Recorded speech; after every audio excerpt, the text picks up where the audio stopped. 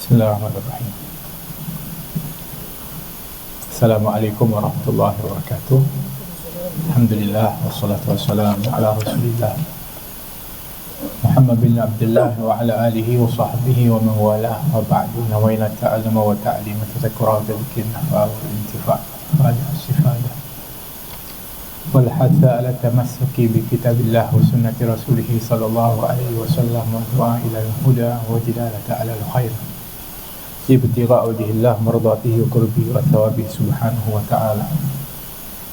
Wa alamana wa hujjatul islam al-imam Abu Hamid al-Ghazali wal ulama al-amilin awliya as-salihin wa walidin hadirin wa masyayikhin ajma'in. Allah yanfa'una bihim wa bi asrarihim wa anwarihim wa ulul barakatih nafahatihim fid dini wa dunya wal akhirah. Al-Fatihah. Bismillahirrahmanirrahim. نعبد وإياك نستعين صراط المستقيم صراط الذين أنعمت عليهم غير المغضوب عليهم ولا الضالين. Alhamdulillah, syukur kepada Allah kita bersama pada tengah hari ini untuk kita sama-sama menyambung perbahasan kita dalam kitab Bidayatul Hidayah, dan kita sampai kepada perbicaraan besarnya adalah cara meninggalkan maksiat.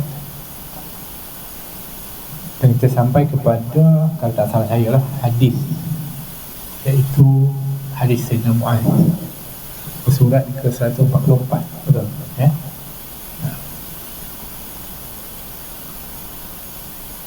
Kata Al-Imam Al-Ghazali rahimahullah, nafa'anallahu bih, sangat banyak hadis-hadis yang berkenaan dengan celaan terhadap sifat hasad, takbur, riya dan ujub.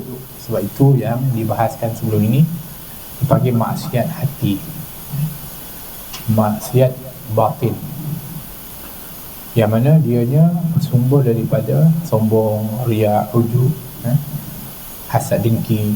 Ini semua penyakit yang melahirkan penyakit-penyakit yang lain, kan? Tiga penyakit ni melahirkan banyak penyakit-penyakit jiwa dan hati yang lain, iaitu hasad, dengki, riya dan ujub.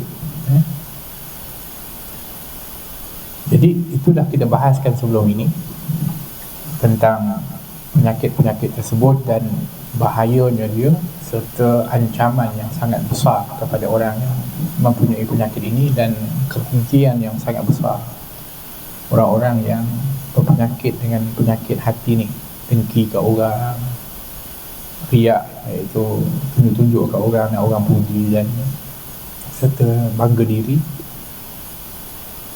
Kata Imam Ghazali, kalau nak cerita pasal hadis yang membahaskan tentang perkara ini banyak sangat, tetapi rasanya cukuplah bagimu sebuah hadis yang telah menghimpunkan segala maksud yang berkenaan dengan sifat-sifat tersebut.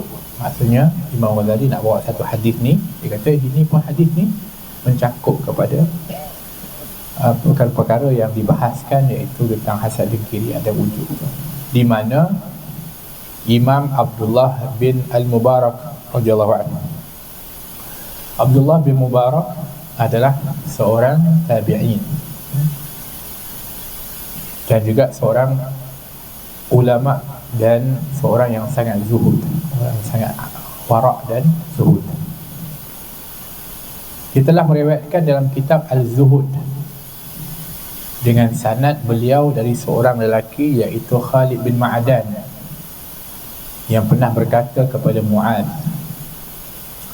Jadi Khalid bin Ma'adan jumpa Sayyidina Mu'adz bin Jabal radhiyallahu anhu, dan Sayyidina Mu'adz bin Jabal sahabat Nabi. Bahkan Sayyidina Mu'adz ni adalah sahabat yang dikasihi oleh Nabi, dan Nabi pernah bagi tahu Nabi sayang kat dia. Dia kata, wahai Mu'adz, aku sayang kat engkau. Makna bayangkan Nabi bagi tahu sayang kat Mu'adz. Maknanya memang hebatlah Sayyidina Mu'adz ni, kan? Jadi ketika dia jumpa Sayyidina Mu'adz,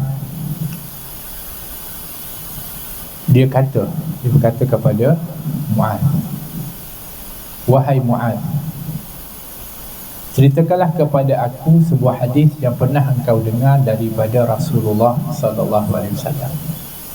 kita lihat bagaimana kurun generasi yang terbaik jumpa di antara semua lain, yang mereka borak, yang mereka sembang, yang mereka nak dengar adalah perkara-perkara yang baik, dan tak ada perkataan yang baik berbanding daripada perkataan Allah iaitu Al-Quran atau perkataan Rasulullah iaitu hadis. Jadi mereka duduk kisah yang tu je. Kita kalau jumpa orang, apa yang kita nak cakap? Tanya. Itu beza kita. Dia dengar tak cerita ni? Sudah. Yang tu dia nak cakap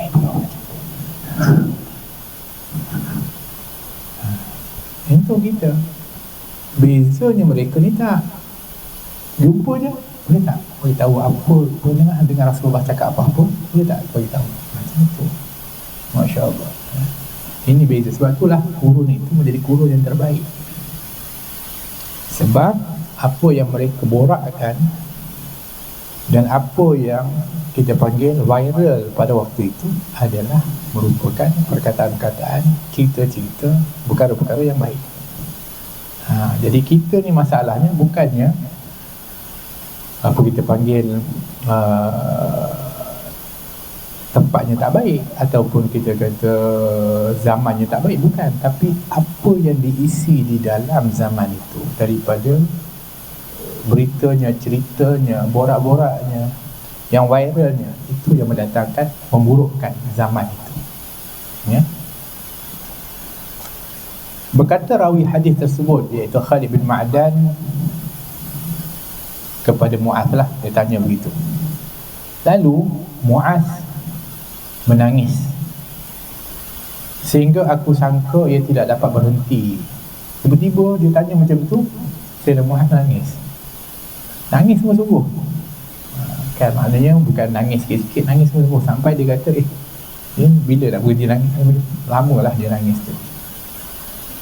Tetapi akhirnya Mu'adh berhenti daripada tangisannya. Kemudian lalu Mu'adh berkata, jadi kenapa Mu'adh menangis? Ada beberapa sebab. Pertama, kerana rindu kepada Rasulullah. Apabila orang tanya tentang Rasulullah dia teringat kenangan dia dengan Nabi. Itu dia menangis.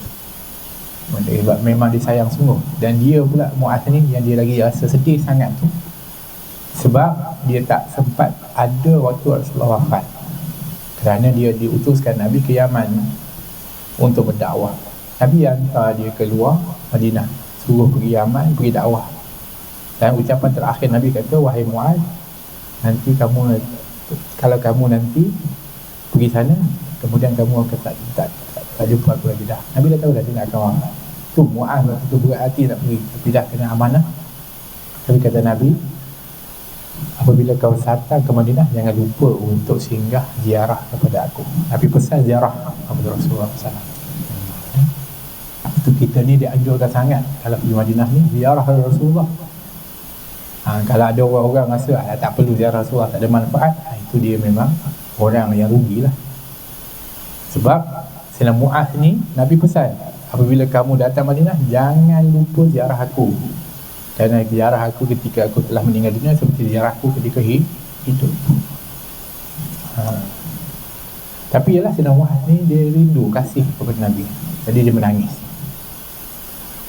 Yang keduanya kerana dia teringat hadis ni.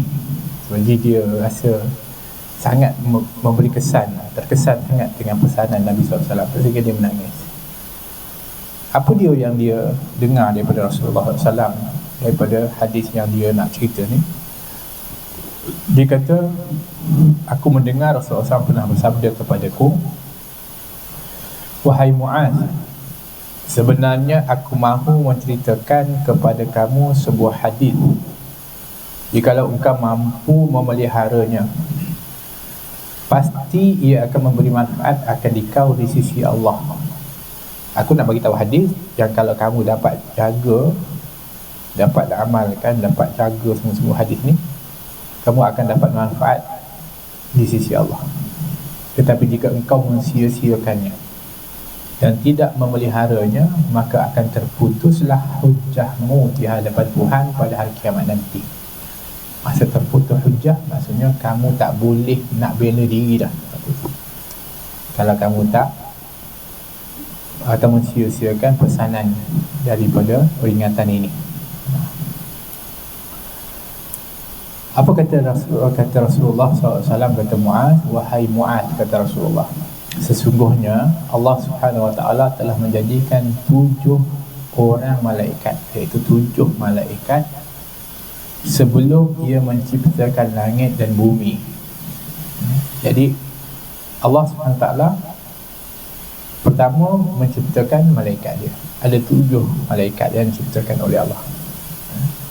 Tapi makhluk yang pertama diciptakan oleh Allah ini dibahaskan di dalam riwayat dan oleh para ulama. Ada mengatakan pertama yang dicipta oleh Allah adalah Nur Muhammad SAW, Nabi cahaya Rasulullah SAW. Ada yang mengatakan Al-Qalam. Al-Qalam maksudnya pena, kerana diciptakan awal untuk dia menulis dulu segala ketetapan Allah dan takdir. Maknanya semua yang berlaku ini semua dalam ketetapannya Allah. Sebab tu dikatakan dalam hadis, makhluk pertama yang diciptakan oleh Allah adalah Al-Qalam. Kan? Baik. Tapi dalam antara terawal yang diciptakan oleh Allah adalah 7 malaikat. Kemudian barulah Allah jadikan langit dan bumi. Dalam 6 waktu, dalam 6 hari, sebutkan fi sittati ayyam ada diciptakan. Kenapa Allah jadikan? Ada orang tanya, kenapa Allah jadikan langit dan bumi 6 hari? Kenapa tak hari ke beberapa hari lain? Allah mampu tak untuk ciptakan dia sekelip mata? Dia mampu. Kita arada syai'an ayyaqula lahu kun fayakun. Boleh. Tapi Allah jadikan 6 hari. Kenapa? Sebab sebenarnya Allah nak didik manusia ni, kamu ni kalau buat sesuatu jangan gopoh apa. Perlu kita panggil dengan strategi, dengan perlahan-lahan, maksudnya betul-betul buat. Sedangkan Allah mampu je buat sempurna walaupun sekelip mata, tapi hanya Allah nak jadikan sebagai contoh saja. Baik. Kemudian lalu ditentukannya pada setiap langit seorang malaikat daripada mereka untuk menjaga pintu langit tersebut. Jadi 7 malaikat yang Allah ciptakan ni sebenarnya Allah siapkan untuk dia jadi malaikat penjaga langit. Sebab langit ini akan dijadikan oleh Allah 7 lapis. Jadi setiap langit itu ada pintu nak naik untuk masuk ke dalamnya. Sebab tu kalau kita selalu dengar tentang Isra' dan Mi'raj Rasulullah akan melalui setiap daripada tingkat langit tersebut. Dan setiap kali Nabi nak masuk ke langit yang dinaiki tu, dia kena minta izin dulu kepada malaikat. Jibril akan minta izin kepada malaikat yang jaga langit, pintu langit tu, pertama ke kedua, setiap kali. Walaupun Jibril ni adalah ketua malaikat, tapi dia pun kena minta izin, ketuk pintu dulu, bagi salam dulu. Siapa? Jibril. Ada bawa lain yang selain kau? Ada. Siapa? Muhammad SAW. Sampai begitu, kena setiap kali. Jadi itu adalah yang disebutkan dalam riwayat ini. Lalu naiklah malaikat hafazah membawa amalan seorang hamba yang dilakukan mulai dari pagi sampai ke petang. Jadi kalau kita sebutkan tadi, setiap tingkat langit itu semuanya ada 7 lapis. Setiap satu lapis itu ada malaikat yang jaga. Dan kita ni, amalan-amalan kita ni akan naik atau diangkat. Itu ada waktunya. Setiap hari ada waktu amal kita diangkat. Pertama adalah waktu subuh dan waktu selepas asar. Selepas subuh dan selepas asar setiap hari. Okey. Sebab tu kita disuruh lepas subuh zikir, lepas asar juga, untuk kita ni tak lalai. Kan, macam tu. Dalam seminggu ada 2 hari amal kita diangkat. satunya hari Isnin dan satunya hari Khamis. Sebab tu kita dianjurkan berpuasa Isnin dan Khamis. Dalam setahun ada amal kita diangkat. Bila amal itu diangkat pada setiap tahun? Pada nisfu Sya'ban disebutkan, dan juga pada, ada yang mengatakan pada Lailatul Qadar ataupun pada waktu Ramadan, ya. Bermakna kita kena tahu amalan kita akan sentiasa diangkat, dan ada laluan amal kita yang akan naik di bawah.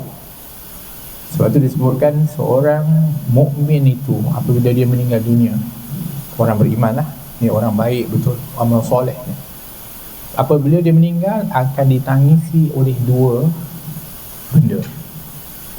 Selain keluarga nangis apa lain lah, yang di dua ni akan menangis. Yang pertama, tempat dia sujud, tempat dia selalu ibadah, menangis sebab dah kehilangan orang yang sentiasa sujud. Yang kedua adalah tempat laluan amal dia, sebab amal dia baik, cantik, seronok, tapi tiba dia dah meninggal, tak ada dah amal lain lah, sedih tempat tu.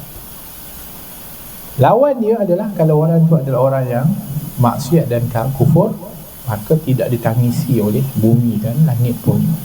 Seperti Fir'aun, Allah mengatakan langit dan bumi tidak menangisi kematian dia. Allah sebut dalam Quran. Tapi orang beriman tak? Langit bumi akan menangisi masuk tempat amal dia, kerana memang tempat amal kita ada tempat naik dia. Ada para ulama mengatakan tempat naiknya pintu langit ini, pintu langit yang untuk naik ke atas ni adalah di Masjidil Aqsa. Ya, tempat kita panggil pintu langit itu adalah Masjidil Aqsa. Berdalilkan kerana Nabi Isa pun ketika diangkat di Masjidil Aqsa, dan Nabi kita SAW pun ketika Mi'raj pun di Masjidil Aqsa. Seolah-olah nak bagi tahu pintu langit itu adalah di Masjidil Aqsa. Itu cerita pasal pintu langit yang naik lah. Tapi amal naik ni ada saluran dia untuk naik ke setiap daripada tingkatan langit tersebut. Okey, sekarang ni malaikat hafazah yang angkat amal kita, bawa naik ke atas ni, dia akan membawa amalan seorang hamba yang dilakukan mulai dari pagi sampai ke petang.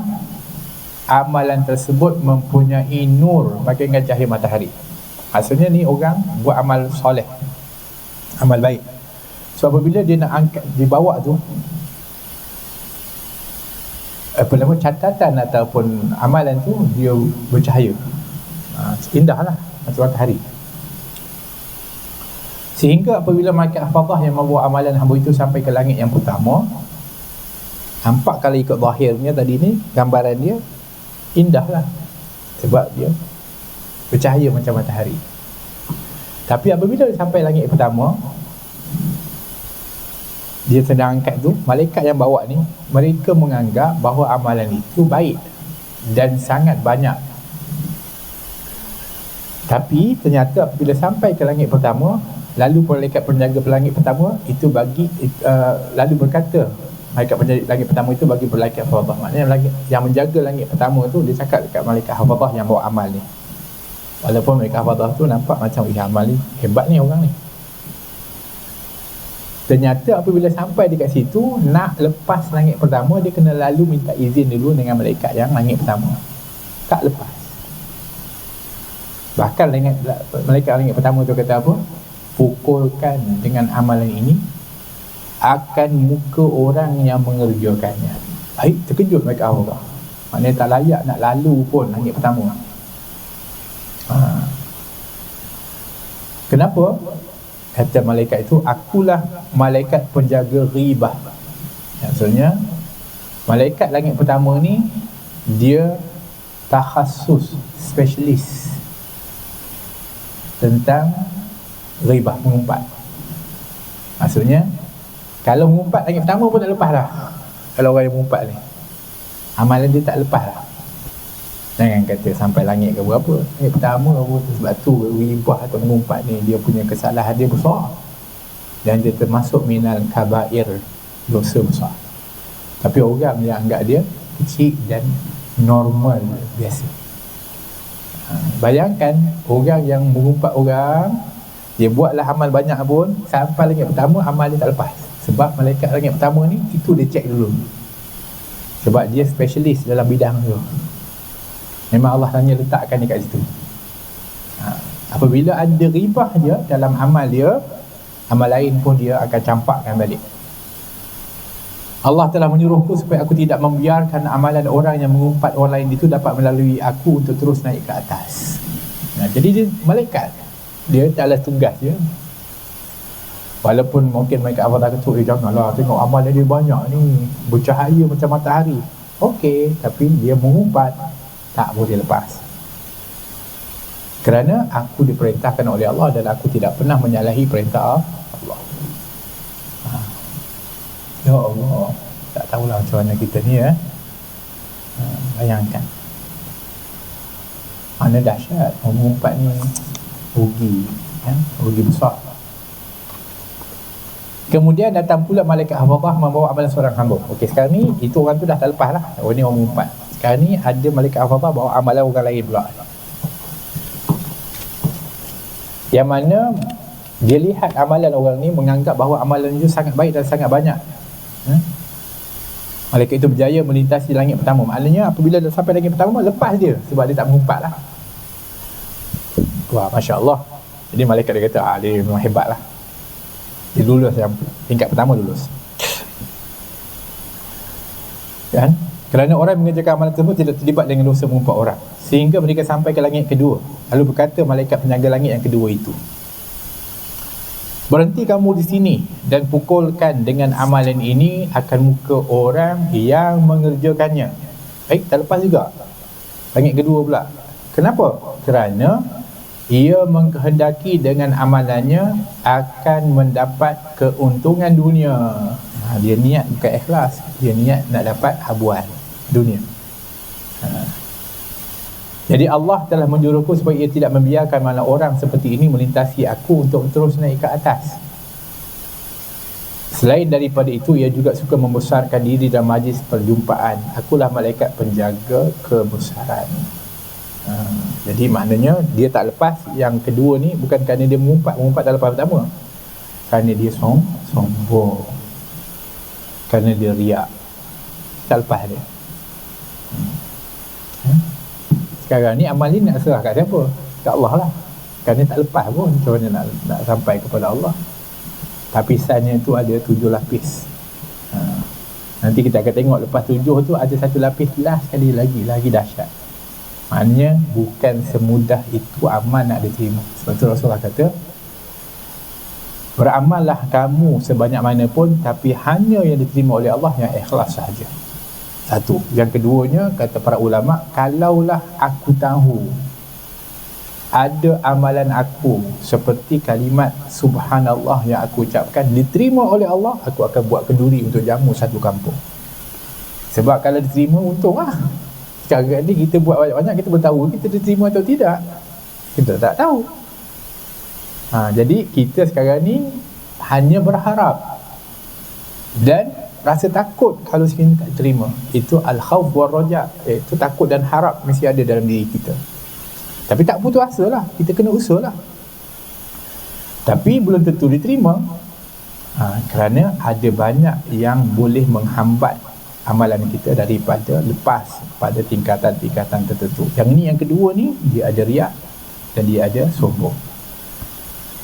Kemudian naik pula malaikat hafazah membawa amal seorang hamba yang penuh dengan sinaran dan cahaya daripada sedekah, sembahyang, puasa. Ini orang buat amal banyak, Masya Allah, bercahaya dia punya malaikat yang bawa amal dia tu. Para malaikat hafazah masa hairan melihat keindahan amalan tersebut. Lalu mereka membawa amalan itu melintasi langit yang pertama dan kedua, lepas. Sehingga sampai ke pintu langit yang ketiga, maka berkata malaikat penjaga langit ketiga itu, berhenti kamu di sini dan pukulkan dengan amalan ini akan muka orang yang mengerjakannya.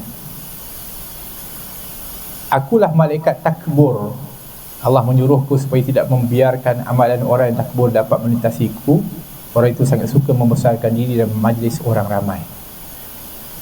Jadi yang ketiga, langit yang ketiga ni, dia, malaikat ni, dia tapis orang yang takbur, orang yang sombong. Asal ada sombongnya, dia tak lepas. Yang tadi riak lah, yang kedua tu riak, yang ni sombong. Berlagak, kalau kat depan, kalau kat dalam majlis, dia nak disanjung, nak dibesarkan, macam tu. Jadi dia tak layak untuk lepas, walaupun amal ibadah dia banyak. So tak lepas dia langit yang ketiga. Kemudian naik pula malaikat hafazah membawa amal seorang hamba. Amal itu benar-benar bersinar-sinar seperti bersinarnya bintang yang berkelip-kelip indah. Baginya suara tasbih, sembahyang, puasa, haji dan umrah, banyak amal dia. Para malaikat hafazah berjaya membawa amalan itu sehingga sampai ke langit yang keempat. Maka berkata malaikat penjaga langit keempat itu, berhenti kamu di sini dan pukullah dengan amalan ini akan muka orang yang mengerjakannya, belakang dan juga perutnya. Akulah malaikat ujub. Allah menyuruhku supaya tidak membiarkan amalan orang yang ujub dapat melintasiku. Ia beramal adalah dengan dorongan perasaan ujub terhadap dirinya. Apa ujub yang kita dah bahas sebelum ni? Ujub ni maksudnya rasa bangga diri pada diri sendiri. Aku hebat, aku better than others, aku ni, itu ujub. Kalau takbur sombong ni, dia apa kita panggil, dia terang-terangan sombong tu, dia tunjuk orang sombong. Ni tak, dia nampak macam biasa tapi dalam hati dia sombong, ujub. Aku ni kalau antara ni aku dah alim sekali. Contoh kalau saya cakap itu dalam hati ni, maknanya saya ni ujub ni, habislah saya punya amal. Kan, kalau dia solat banyak apa semua, dia kata aku semalam tadi solat malam, di mana ada orang solat malam, aku je solat malam semalam. Macam tu. Ini ujub lah. Yang ni amalnya akan menyebabkan amal ini tak lepas. Itu ujub, bahaya. Kemudian naik pula malaikat Allah membawa amal seorang hamba sehingga mereka berjaya sampai ke pintu langit yang kelima, seolah-olah amalan itu pengantin yang dihantar, disambut ke rumah suaminya. Maksudnya amalannya itu berseri-seri betul. Tapi apabila sampai langit kelima, lalu berkata malaikat pelangit yang kelima, berhenti kamu dan pukulkan dengan amalan ini muka orang yang mengerjakannya dan campakkanlah ke atas tengkuknya. Aku melihat hasad, akulah malaikat hasad. Aku malaikat yang menapis sifat hasad dengki orang. Ia sangat hasud kepada orang yang belajar ilmu dan beramal seperti amalannya. Ia hasud akan orang lain yang melakukan sebarang kelebihan di dalam ibadah. Ia juga mencela mereka. Allah menyuruhku supaya ia tidak membiarkan amalan orang yang hasud ini melintasi aku. Jadi dengki, bukan yang dengki dengan orang lain, dengki dengan amalan orang lain, dengki dengan kelebihan orang lain. Maka dia ni orang hasad dengki lah. Maka dia tak lepas amalan dia. Walaupun dia buat amalan banyak, solat, puasa, apa semua, tapi tak lepas sebab dengkinya kepada orang lain. Kemudian naik pula malaikat hafazah membawa amalan seorang hamba. Baginya cahaya seperti bulan purnama daripada sembahyang, zakat, umrah, jihad dan puasa. Malaikat hafazah berjaya membawa amalannya sehingga sampai langit yang keenam. Lalu berkata malaikat penjaga langit tersebut, berhentilah kamu dan pukulkan amalan ini akan muka orang yang mengerjakannya, kerana ia tidak belas kasihan kepada hamba-hamba Allah yang terkena bala dan kesusahan. Bahkan ia merasa gembira dengan demikian. Akulah malaikat rahmat. Allah menyuruhku supaya tidak membiarkan amalan orang-orang yang seperti ini dapat melintasi aku. Ini orang yang tak peduli tentang kesusahan orang lain. Maknanya tidak ada keprihatinan. Dia sibuk diri dia je lah.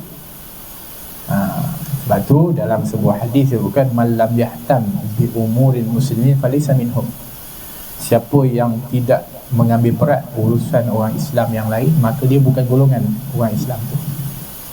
Kita kena caring, prihatin kepada orang lain, apalagi saudara Islam kita, apalagi ahli keluarga kita, apalagi jiran kita. Ini semua adalah merupakan perkara yang mesti ada pada seorang Muslim itu. Mesti. Sebab seorang yang beriman tu mesti mengasihi saudaranya seperti dia mengasihi diri dia sendiri. Mesti macam tu. Ini dia tak ada kisah dengan orang susah dia tak tolong pun. Dia tak ada belas kasihan pun. Yang penting dia pentingkan diri dia sendiri. Maka walaupun banyak mana pun amal dia, maka tak lepaslah dia punya amal itu di langit yang keenam. Sebab tu kita hidup ni kena ada keprihatinan. Seperti mana hari ini kita kena prihatin kepada saudara kita di Palestin contohnya, yang sedang dizalimi. Kan? Keprihatinan itu mesti kita zahirkan. Dengan macam mana? Ialah dengan membantu apa yang kita mampu, dan juga dengan kita memperbaiki amal kita. Faham maksudnya? Kenapa? Kerana kita nak supaya dengan amal soleh kita baik apa semua, maka akan kuatlah yang disebutkan daripada sebab bantuan Allah. Sebab yang menyebabkan ialah kita panggil menghalang bantuan Allah ini adalah kerana manusia ni dia banyak yang ingkar kepada Allah SWT. Kan macam tu. Kita doa-doa tapi doa kita tak mustajab, tak kabul. Sebab kita bukan doa, kita minta je. Kalau doa ni kena ada syarat dia. Syarat dia, kalau doa itu ibadah, maknanya orang ni mestilah betul ibadahnya dan betul pula daripada ketaatannya. Kan macam tu. Jadi perlu ada yang disebutkan belas kasih, perlu ada yang disebutkan daripada ambil berat dan keprihatinan kepada kesusahan orang lain. Kena bantu kepada orang yang memerlukan. Kalau tidak, amal kita pun tak diterima oleh Allah. Baik, kemudian naiklah pula malaikat hafazah membawa amalan seorang hamba. Amalan itu ialah sembahyang, puasa, nafkah, jihad dan warak. Baginya bunyi, maksudnya bunyi zikir seperti bunyi lebah. Dia iring amal tu diiringi dengan zikir-zikir. Masya Allah, hebatlah amal tu. Dan baginya cahaya seperti cahaya matahari, dan naiklah bersama dengan amalan itu 3,000 orang malaikat. Iring. Punyalah hebatnya amalan tu. Mereka telah berjaya membawanya sehingga sampai ke langit yang ketujuh. Tapi ternyata apabila sampai ke langit ketujuh, maka malaikat langit penjaga pintu langit tersebut berkata, berhentilah kamu dan pukulkan dengan amalan ini akan muka orang yang mengerjakannya, bahkan pukulkan pula akan seluruh anggota badannya, dan tutupkan ke atas hatinya. Akulah malaikat zikir. Jadi zikir di sini bermakna mencari sebutan, iaitu orang beramal dengan tujuan supaya disebut-sebut oleh orang lain. Akulah malaikat zikir. Zikir ni bukan zikir kepada Allah tu, maknanya malaikat yang menjaga sebutan-sebutan. Jadi orang ni beramal, dia nak disebut-sebut, nak dipuji-puji, atau dipanggil sum'ah. Sum'ah ni suka dengar. Buat amal tu nak dengar orang cakap, baiknya dia tu bagusnya, video tu banyak sedekah lah, dengar itu best, kembang. Macam tu kita nak yang tu. Kalau dengar tu best, nak dapat pujian orang, kan. Jadi malaikat tu dia memang check yang itu, dia detail yang tu. Jadi kerana itulah dia kata, aku akan menghalang amalan orang yang riak dari sampai kepada Tuhanku. Dia beramal bukan kerana mencari keredaan Allah, tetapi hanya bertujuan supaya dapat tempat yang tinggi di hati para fuqaha, supaya disebut di kalangan para ulama, dan supaya masyhur namanya di merata tempat. Allah menyuruhku supaya tidak membiarkan amalan orang yang riak itu melintasi aku, dan setiap amalan yang tidak ikhlas adalah riak, dan Allah tidak akan menerima amalan yang riak. Baik, jadi tak lepas. Macam mana pun sampai ke yang atas sekali riak ni, dia tak akan lepas. Kemudian naik pula malaikat hafazah dengan amalan seorang hamba. Amalan itu berupa sembahyang, zakat, puasa, haji, umrah, akhlak mulia, banyak berdiam daripada perkara yang tidak berguna, dan banyak berzikir. Orang ni memang kalau ikutkan zahir, dia memang baik sungguh lah. Amalan hamba ini diusung oleh para malaikat menjaga 7 petala langit sehingga mereka melintasi segala halangan dan sampai kepada Allah. Maknanya malaikat semua iri dia punya amalan tu. Maknanya hebatlah, dah lepas sampai lagi 7 dah lepas dah. Sekarang ni tinggal lagi nak menghadap kepada Allah. Tapi hadis ni bukan makna Allah di langit ya, itu kena faham juga. Kerana Allah Subhanahu Wa Taala itu tidak bertempat pun. Langit itu Allah jadikan untuk tempatnya para malaikat dan makhluk-makhluk dia. Allah tidak perlukan kepada makhluk untuk bergantung dan tinggal atau bertempat, tidak. Tapi bermakna inilah rintangan laluan yang perlu dilalui oleh amal dan maaf hamba dan sebagainya daripada tingkatan-tingkatan yang telah ditetapkan oleh Allah.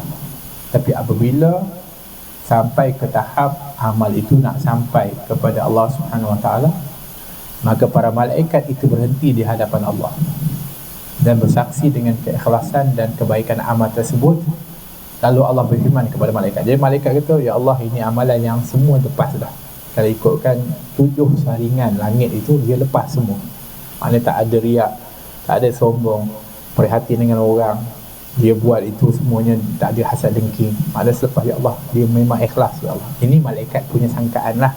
Malaikat kata dia okey dah, ya Allah. Ternyata Allah berfirman kepada malaikatnya, kamu adalah yang bertugas menjaga amalanku ini, dan sebenarnya aku lebih mengetahui dengan segala isi hatinya. Ia sebenarnya tidak menghendaki akan aku dengan amalannya tersebut. Ia hanya menghendaki sesuatu yang lain daripadaku. Oleh kerana itu, maka aku turunkan ke atasnya akan laknatku. Jadi bermakna walaupun malaikat nampak rasa orang ni memang dah perfect lah, tapi malaikat juga makhluk, tidak tahu secara detail. Yang hanya maha mengetahui hanya Allah. Sebab tu kita tak boleh tipu Allah. Ada orang cuba menipu, konon dia nak tunjuk ikhlas, konon dia nak kata tak, yang cek ni adalah yang sangat detail, maha detail, iaitu Allah. Tak boleh tipu. Kalau ada orang cuba menipu Allah, lagilah teruk, dia akan dilaknat oleh Allah.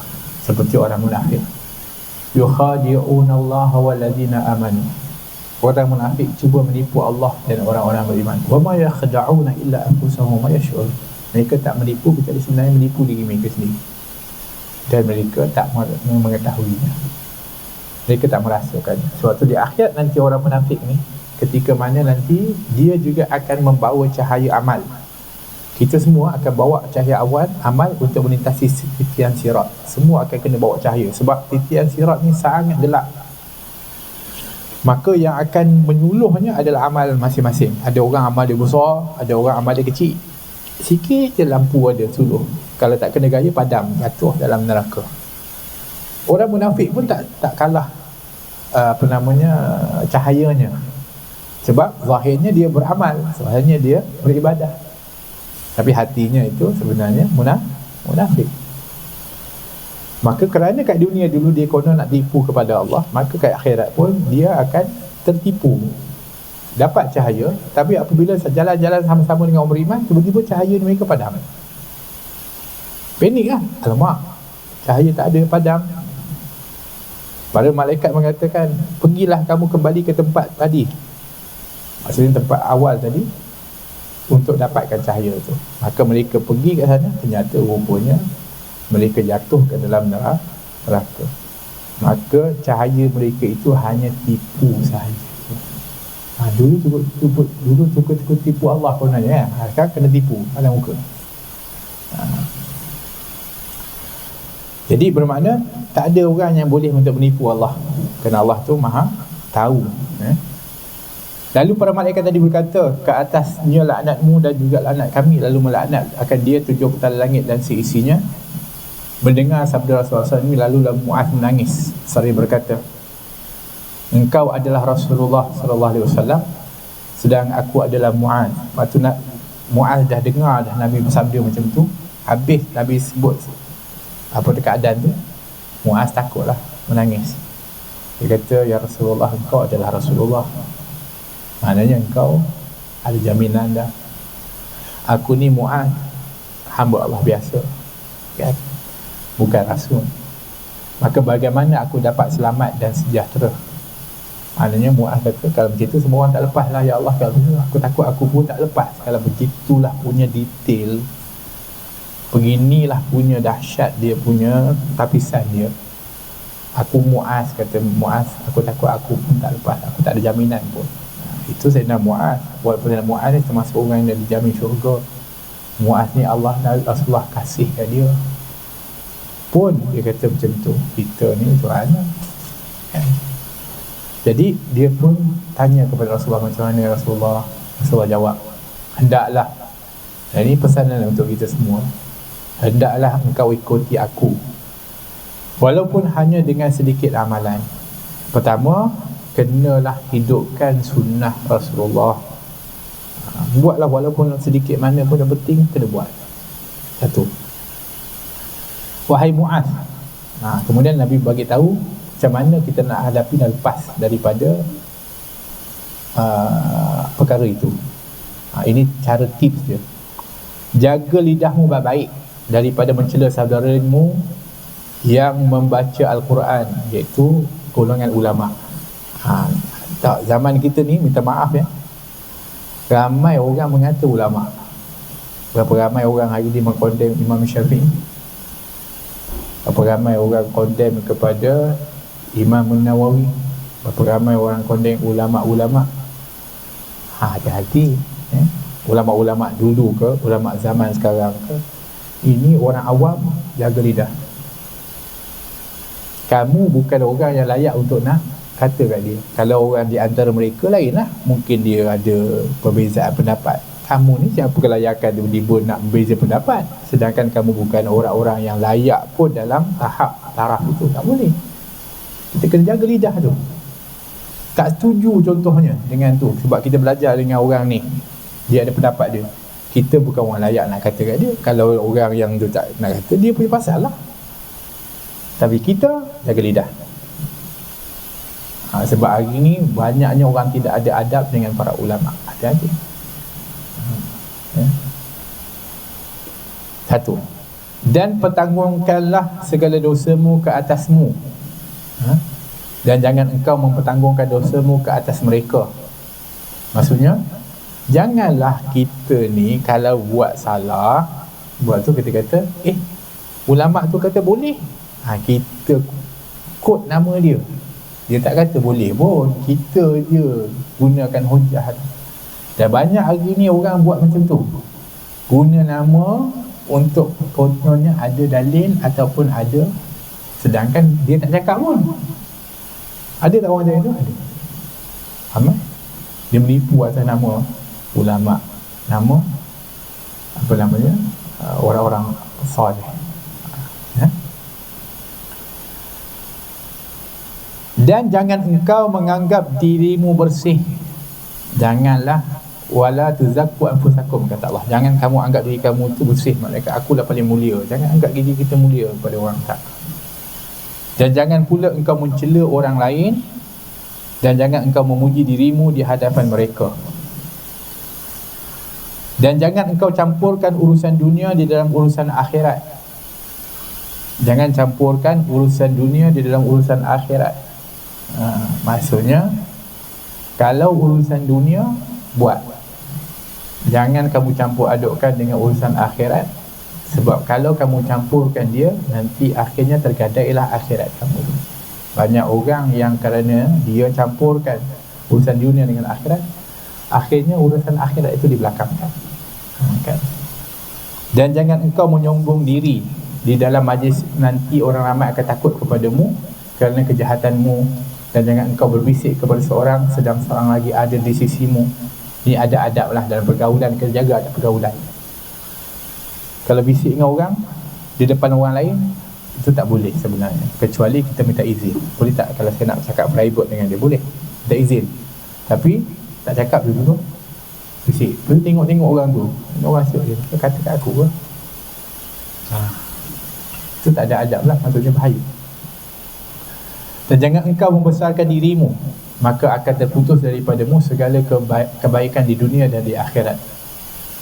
Dan jangan engkau carikan pecah belah akan manusia, maka mencari akan dikau oleh anjing-anjing api neraka pada hari kiamat nanti.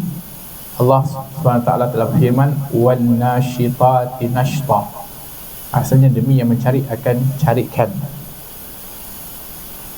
Maka apakah engkau ketahui Muaz siapa mereka yang mencari itu atau merobek-robek itu? Maka Muaz bertanya, ya Rasulullah, sebenarnya siapa mereka? Lalu Nabi SAW menjawab, itulah anjing-anjing garang di dalam api neraka yang akan mencarikan daging sehingga ke tulang. Muaz bertanya, ya Rasulullah, siapakah orang yang mampu melaksanakan segala perkara yang engkau sebutkan tadi? Dan siapakah yang akan selamat dari seksaan itu? Apa yang kau sebutkan tadi itu memanglah pesanan, tapi boleh ke orang nak buat semua ni? Sangat mencabar.